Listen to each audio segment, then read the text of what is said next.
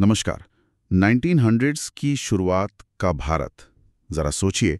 Indian national Congress, जो ज्यादातर एक पढ़े लिखे संभ्रांत वर्ग का मंच मानी जाती थी। जी, जहां याचिकाएं दी जाती थीं। हाँ, जहां ब्रिटिश हुकूमत से रियायतें मांगने के लिए याचिकाएं होती थीं, वो धीरे धीरे एक बड़े राष्ट्रीय आंदोलन में बदल रही थी। बिल्कुल। लेकिन इन याचिकाओं और प्रस्तावों की शांत दिखने वाली सतह के नीचे एक जबरदस्त बेचैनी, एक तूफान सा पनप रहा था। हाँ, एक मुखर राष्ट्रवाद का तूफान। सही, ये तूफान था मुखर आत्मविश्वास से भरे राष्ट्रवाद का। आज हम भारतीय इतिहास के इसी अहम दौर की गहराइयों में उतरेंगे, जिसे अक्सर उग्रवादियों का युग यानी एज ऑफ एक्सट्रीमिस्ट्स कहा जाता है। जी, जो करीब 1905 से शुरू होकर 1919 तक चला। और हमारी ये बातचीत आधारित है द कांग्रेस क्रॉनिकल्स के दूसरे एपिसोड के कुछ खास अंशों पर। हमारा मकसद है इस महत्वपूर्ण दौर को परत दर परत समझना कि आखिर ऐसा क्या हुआ कि भारतीय राष्ट्रवाद ने अचानक एक ज्यादा तीखा, ज्यादा मुखर और कहीं ज्यादा दृढ़ निश्चय वाला मोड़ लिया। चलिए इस पर विस्तार से बात करते हैं। बिल्कुल। और ये समझना जरूरी है कि ये महज कुछ घटनाओं का सिलसिला नहीं था। अच्छा।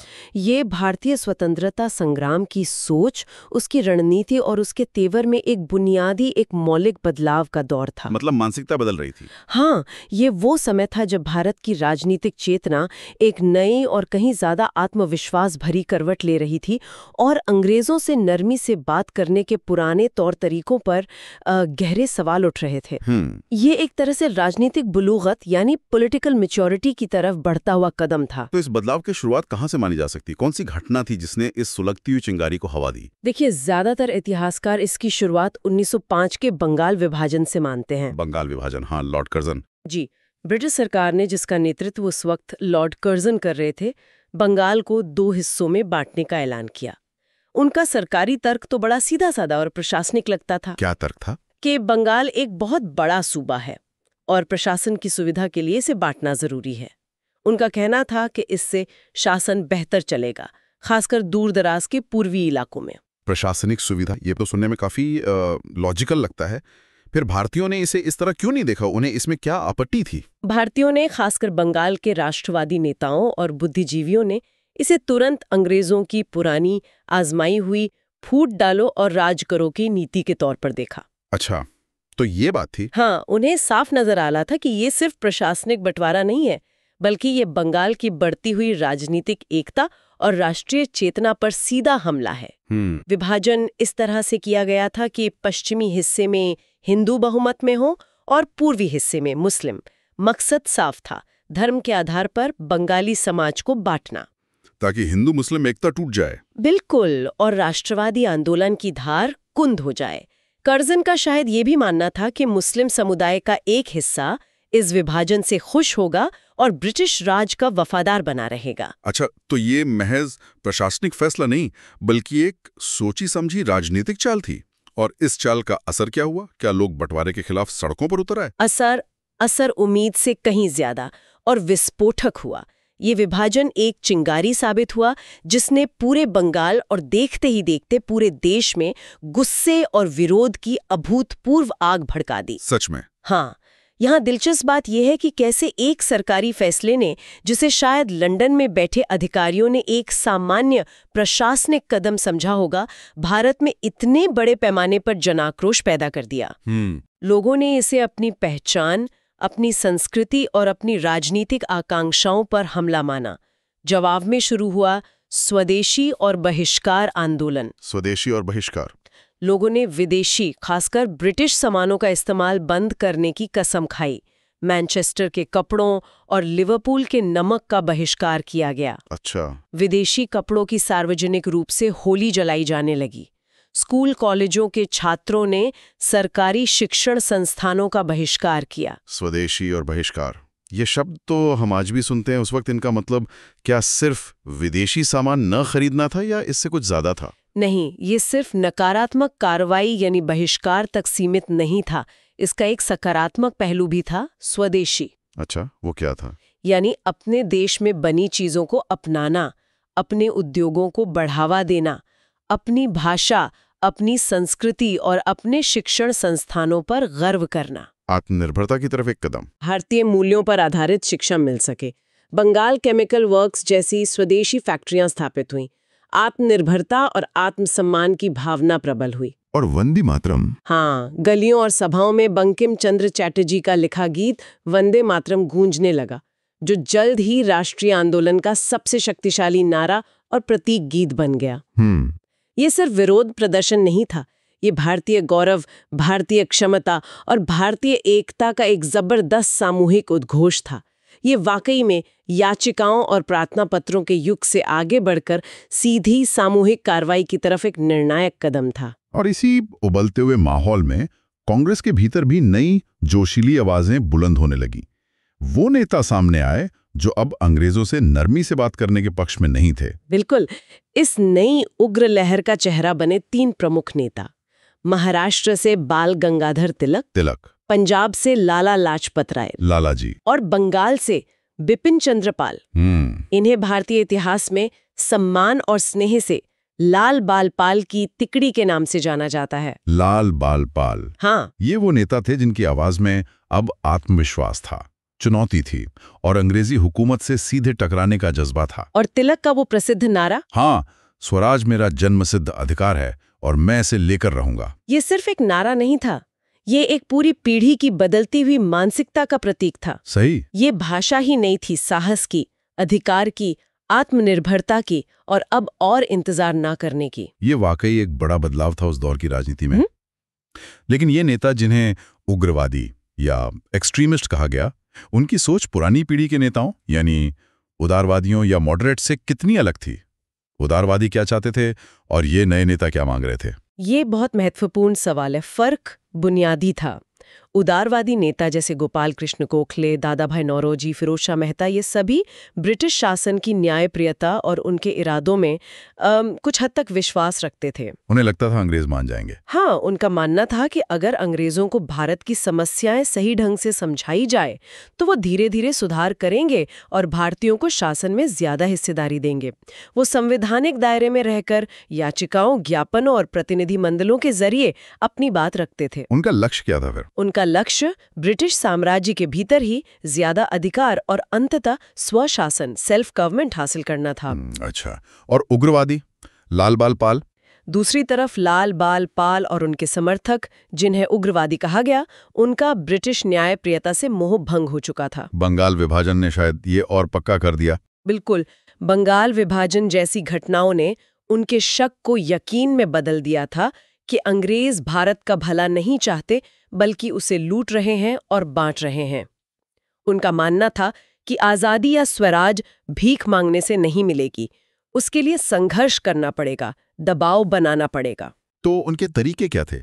बहिष्कार और स्वदेशी के अलावा? बहिष्कार और स्वदेशी के अलावा उनके मुखर राष्ट्रवाद का मतलब था राष्ट्रीय शिक्षा का प्रसार करके युवाओं में आत्मगौरव जगाना, जनता को राजनीतिक रूप से संगठित और जागरूक करना और जरूरत पड़ने पर ब्रिटिश सरकार के खिलाफ निष्क्रिय प्रतिरोध, पैसिव रेजिस्टेंस या जना आंदोलन जैसे तरीके अपनाना।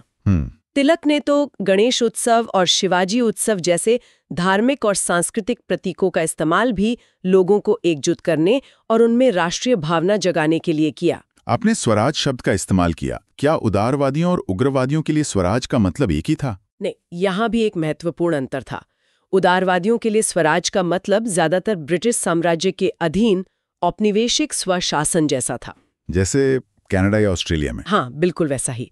वो ब्रिटिश ताज के प्रति वफादारी बनाए रखते हुए ज्यादा अधिकार चाहते थे। लेकिन उग्रवादियों के लिए, खासकर तिलक जैसे नेताओं के लिए, स्वराज का मतलब धीरे धीरे पूर्ण स्वतंत्रता की ओर बढ़ रहा था, ब्रिटिश नियंत्रण से पूरी तरह मुक्ति, मतलब पूरी आजादी। हालांकि ये मांग उस वक्त खुलकर नहीं रखी गई, लेकिन उनकी भाषा और तेवर साफ इशारा करते थे कि वो महज कुछ रियायतों से संतुष्ट होने वाले नहीं थे। ये असल बदलाव था। लक्ष्य अब सिर्फ सुधार नहीं बल्कि आत्मनिर्णय था। तो कांग्रेस के अंदर ही ये दो अलग अलग सोच, दो अलग रास्ते उभर रहे थे। जाहिर है इससे पार्टी के भीतर तनाव ही बढ़ा होगा। हाँ, तनाव लगातार बढ़ रहा था। उदारवादी नेता उग्रवादियों के तरीकों को खतरनाक और जल्दबाजी वाला मानते थे। उन्हें डर था कि इससे ब्रिटिश सरकार सख्ती से पेश आएगी, नीति को राजनीतिक भिक्षावृत्ति कहकर उसकी आलोचना करते थे और उन्हें ब्रिटिश सरकार का डरपोक सहयोगी मानते थे। तो टकराव तो होना ही था। हाँ, ये वैचारिक मतभेद इतने गहरे हो गए कि 1907 में सूरत में हुए कांग्रेस के वार्षिक अधिवेशन में पार्टी 2 हिस्सों में बंट गई। सूरत अधिवेशन 1907 ये भारतीय राष्ट्रीय आंदोलन के इतिहास में एक अहम मोड़ माना जाता है। वहां ऐसा क्या हुआ था, चलिए इसे थोड़ा और खोलते हैं। ये विभाजन क्यों हुआ?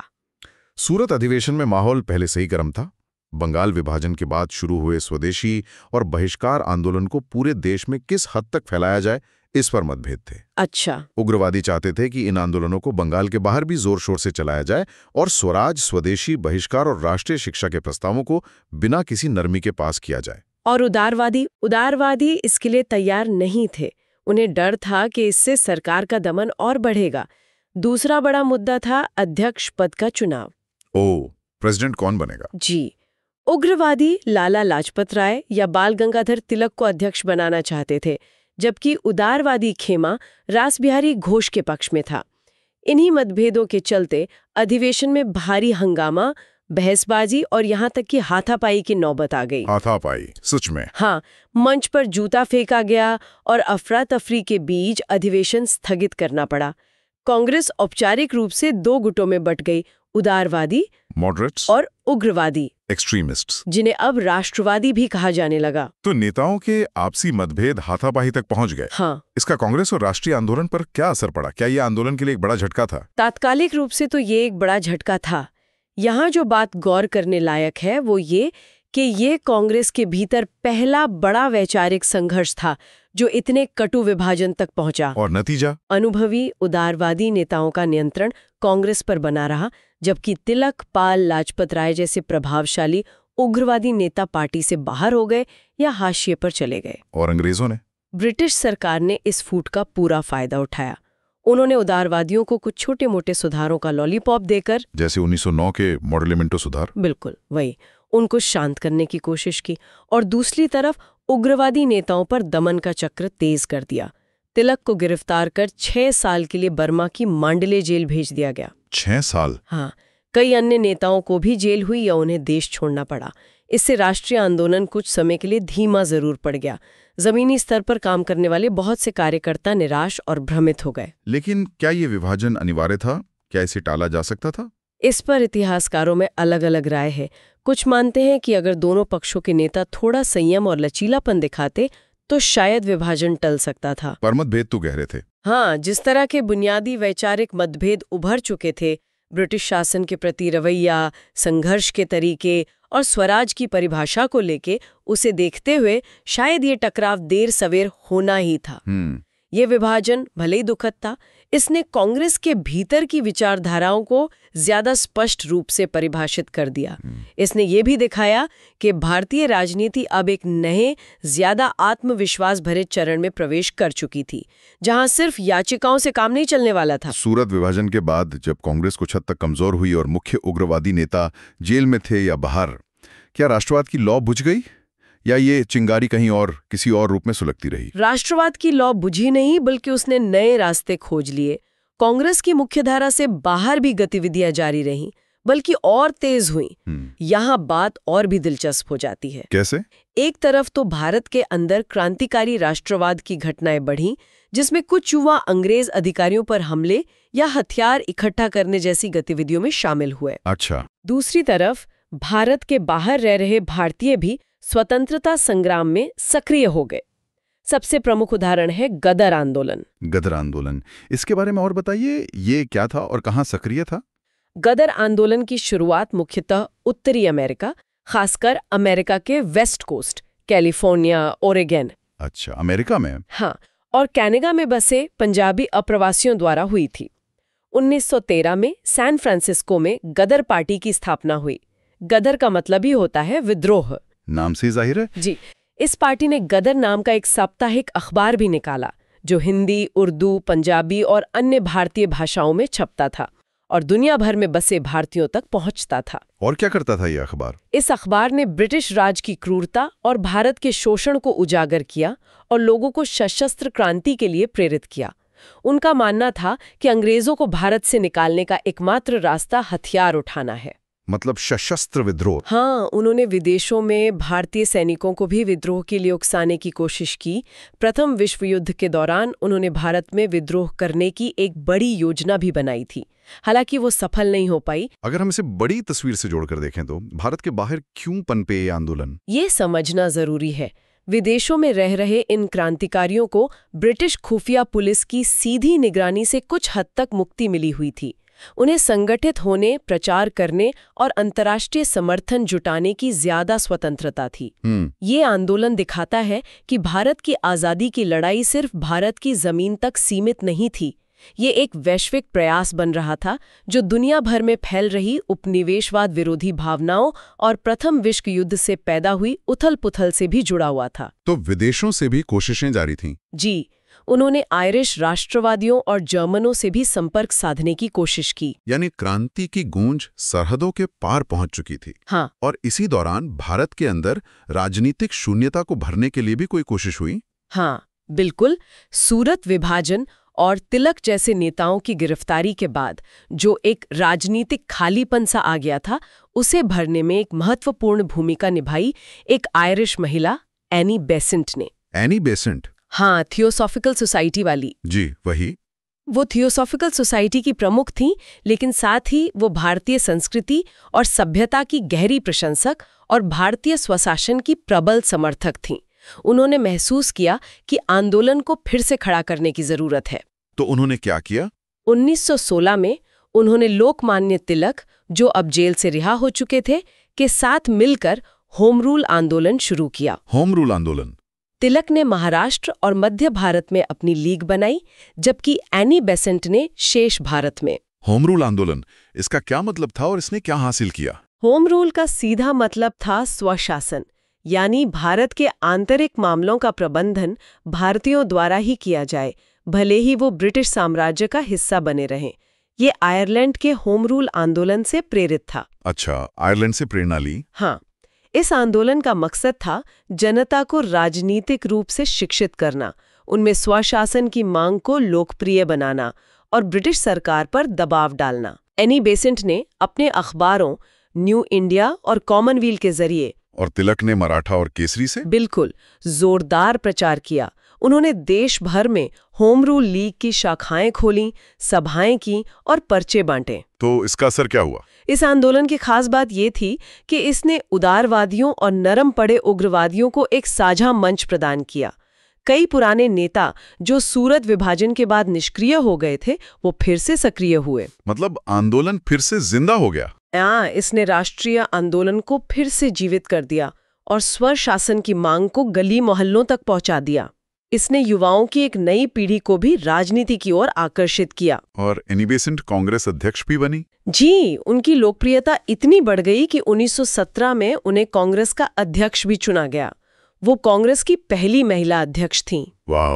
होम रूल आंदोलन ने उस राजनीतिक शून्यता को सफलतापूर्वक भरा जो सूरत विभाजन के बाद पैदा हुई थी, और आने वाले बड़े जन आंदोलनों के लिए जमीन तैयार की। और फिर इसी दौरान दुनिया एक बड़े संकट से गुजरी। पहला विश्व युद्ध 1914 से 1918।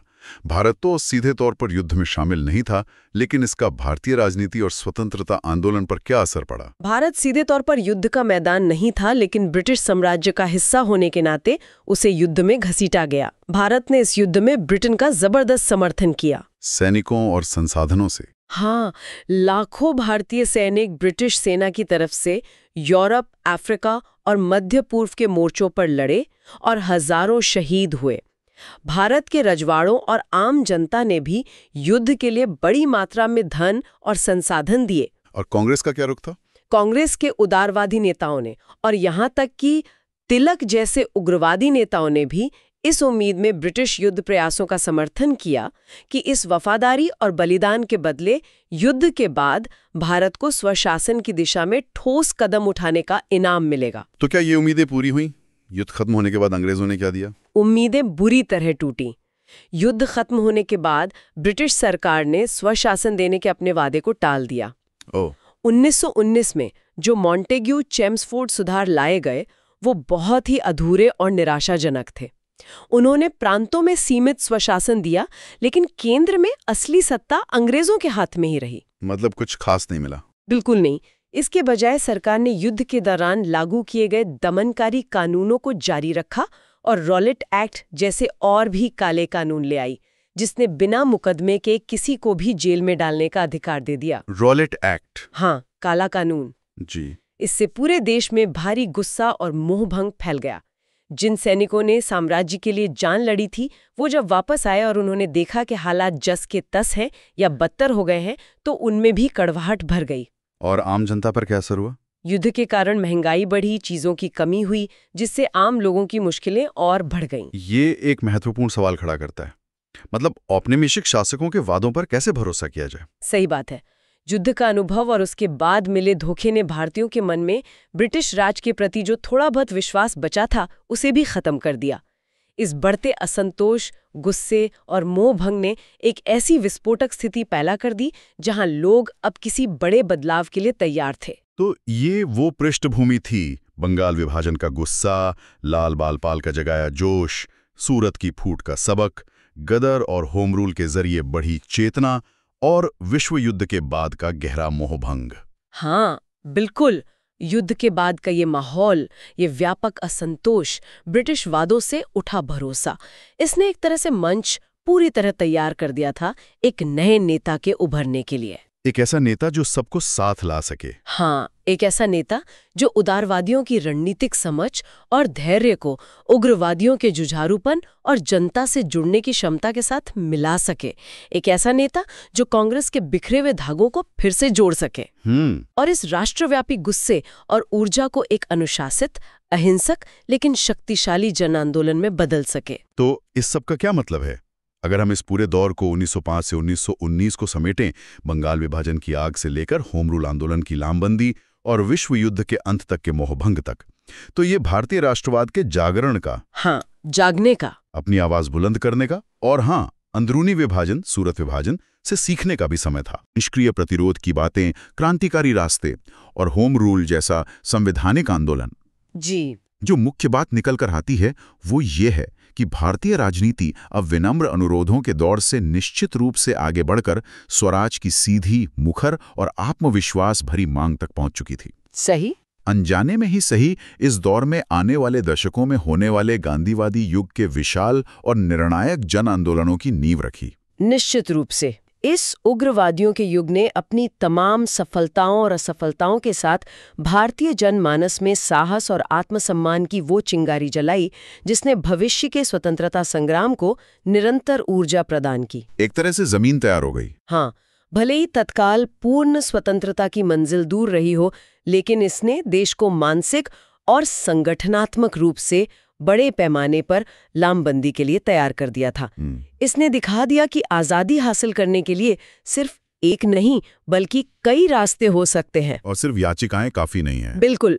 अब केवल ब्रिटिश संसद में याचिकाएं भेजने से काम नहीं चलेगा, बल्कि जनता की सीधी भागीदारी जरूरी होगी। और जैसे कि हमारे स्रोत द कांग्रेस क्रॉनिकल्स के अंशों में इशारा मिलता है, मंच अब लगभग तैयार था महात्मा गांधी के भारतीय राजनीति में सक्रिय प्रवेश के लिए। हाँ, गांधी जी का आगमन। वो दक्षिण अफ्रीका में अपने सत्याग्रह के प्रयोगों का अनुभव लेकर भारत लौट चुके थे और अब वो इन विभिन्न धाराओं, उदारवादियों के अनुभव, उग्रवादियों के जोश और आम जनता की बढ़ती आकांक्षाओं को एकजुट कर स्वतंत्रता संग्राम को एक बिल्कुल नई दिशा और नया तेवर देने वाले थे। और यहीं पर एक विचारोत्तेजक सवाल हमारे श्रोताओं के लिए छोड़ा जा सकता है। हाँ, जरूर। स्रोत कहता है कि गांधी उदारवादियों और उग्रवादियों को एकजुट करेंगे, लेकिन सोचने वाली बात यह है कि इस उग्रवादियों के युग के दौरान जो विशिष्ट अनुभव हासिल हुए और जो रणनीतियां अपनाई गईं, जैसे स्वदेशी और बहिष्कार की सफलता और सीमाएं, राष्ट्रीय शिक्षा का महत्व, हाँ, सूरत विभाजन से मिले सबक, तिलक द्वारा सांस्कृतिक प्रतीकों का प्रयोग